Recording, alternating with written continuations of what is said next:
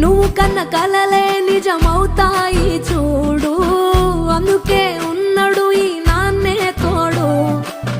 దశరథ మహారాజే నాన్నై పుట్టాడు, నువ్వు రాముడంత ఎదగరనేడు. చరితలు ఎన్నడు చూడని మమతల గూడే వీధిరో, సంపద అంటే ఏదో కాదురో, ఇంతకు మించి